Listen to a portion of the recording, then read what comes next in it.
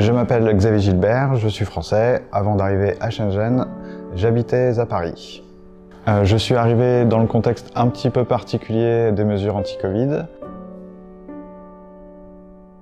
Ça s'est très bien passé parce que la Chine organise très bien les arrivées et puis parce que l'université de Shenzhen m'a accompagné étape par étape, que ce soit pour les démarches administratives, pour le fait de trouver un logement ici à Shenzhen. Dès mon départ de Paris, en fait, j'ai rencontré beaucoup de Chinois qui m'ont proposé leur aide, que ce soit pour traduire des documents, commander du café à l'hôtel, m'expliquer comment fonctionne WeChat. Donc voilà, ça a été une expérience très positive.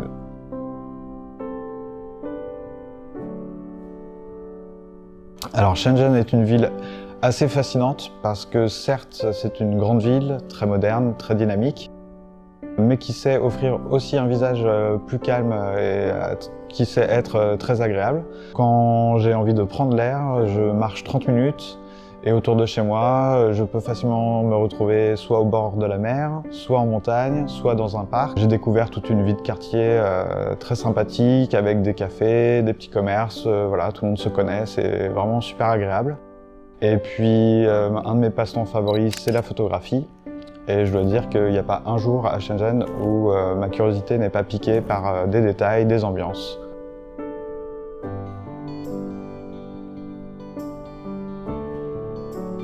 Alors le campus de Shenzhen est d'ailleurs à l'image de la ville, c'est-à-dire que c'est vraiment super agréable de s'y promener. Quand on prend la peine de regarder autour de nous, on se rend compte qu'il y a des lacs, des arbres, des animaux, des fleurs, toute une variété d'architecture. Et j'ai beaucoup de respect pour les étudiants qui suivent mes cours, parce qu'ils apprennent le français, que le français n'est pas une langue évidente au niveau de la prononciation, ou tout simplement à cause de sa grammaire réputée difficile. Et je pense que tous les professeurs ici vous diront que c'est un vrai bonheur de venir enseigner à Shenzhen, parce que les étudiants sont impliqués, très curieux, et voilà, c'est tout simplement, ça fait partie de mon aventure, mais c'est le travail, mais c'est aussi voilà, une partie de cette petite aventure en Chine, un moment de partage voilà, que j'aime beaucoup.